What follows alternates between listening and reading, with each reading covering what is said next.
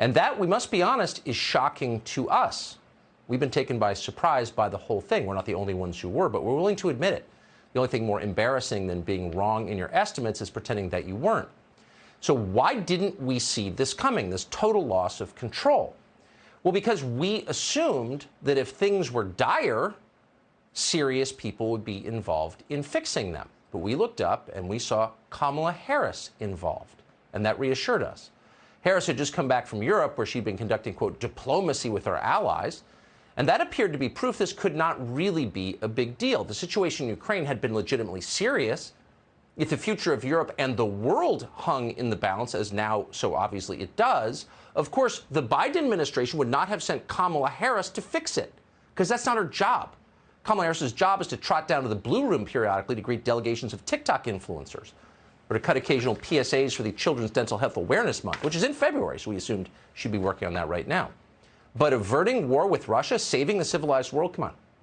That is absolutely not Kamala Harris's job. That was our assumption. But as noted, we were wrong. Why were we wrong? Well, we spend a lot of time watching Kamala Harris. You probably don't. Unless you are a junior producer at MSNBC, you're probably not that familiar with Kamala Harris. We should say, by the way, we didn't underestimate Vladimir Putin, we overestimated Joe Biden. Now, I know you're not going to believe this, but Tucker Carlson supporting Vladimir Putin as he invaded a sovereign country isn't his fault. It is actually the fault of a black woman. Yeah, I know. It's going to take some time for this to sink in for me, too. Now, in reality, the only thing more surprising than him blaming a black woman on White Power Hour with Tucker is the sun rising in the morning. This is a guy whose entire identity is predicated on dog whistles and bullhorns. Only days ago, Tucker went on a crusade against, and I hope you're sitting down for this, the first black female nominee to the Supreme Court. I know, shocking. So is Ketanji Brown Jackson, a name that even Joe Biden has trouble pronouncing, one of the top legal minds in the entire country? We certainly hope so. Biden's right. Appointing her is one of his gravest constitutional duties.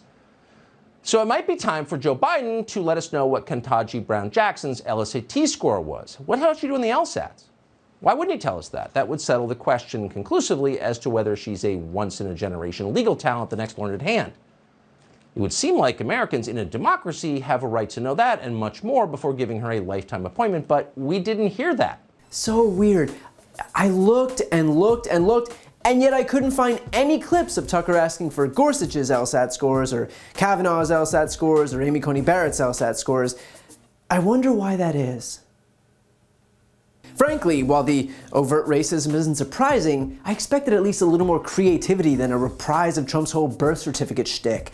I thought he'd give a little more thought than just going from demanding a black president prove he was born here to demanding a black Supreme Court nominee prove that she deserved to be there. But I guess when you're appealing to the lowest common denominator, the bar isn't that high. What's especially funny about that, by the way, is that while we're on the subject of Ketanji Brown Jackson's qualifications, it's worth noting that she has more judicial experience than Clarence Thomas, John Roberts, Elena Kagan, and Amy Coney Barrett combined. She was confirmed to the U.S. Court of Appeals with a bipartisan majority, including with votes from Lisa Murkowski, Susan Collins, and Lindsey Graham.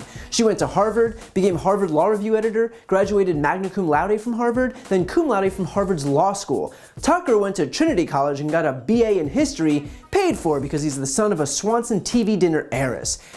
Maybe we're asking the wrong person for their test scores here. But going back to him blaming Kamala Harris, the excuse he gives is that the whole notion of Russia invading Ukraine was preposterous because the folks over at Tucker Carlson's show saw that Kamala, the vice president of the United States, was sent to deal with the Ukraine-Russia issue, and so if Kamala was there, then it couldn't possibly be taken that seriously.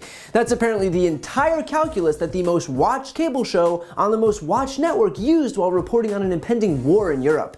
They've decided that Kamala is ineffective, and so the issues she deals with are automatically irrelevant. Yeah, no, that sounds like a totally foolproof formula, and I'm super surprised that it didn't pan out the way they thought it would.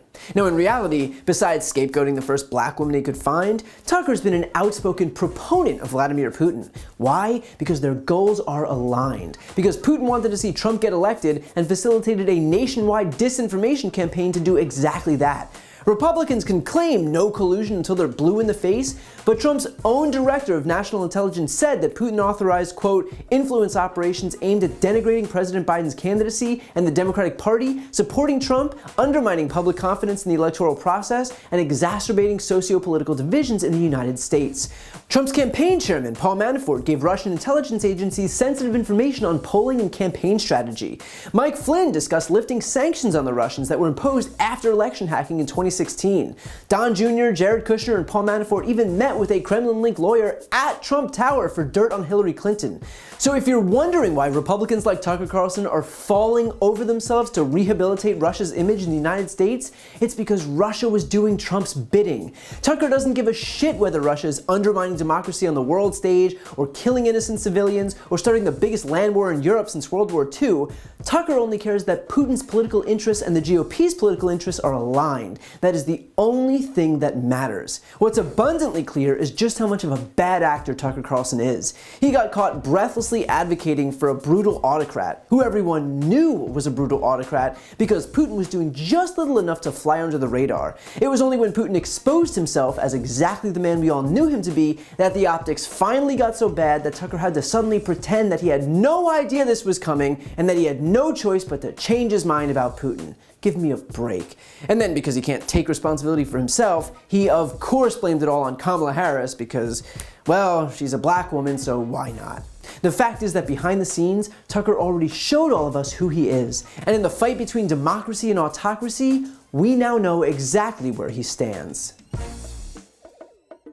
To see more videos like this, click the subscribe button right here on this screen. And if you want to support my work, subscribe to my podcast, No Lie with Brian Tyler Cohen. I cover the most important stories each week, and my guest is always one of the top political figures, including Vice President Kamala Harris, Jen Psaki, Elizabeth Warren, Pete Buttigieg, Nancy Pelosi, Katie Porter, Cory Booker, and so many more.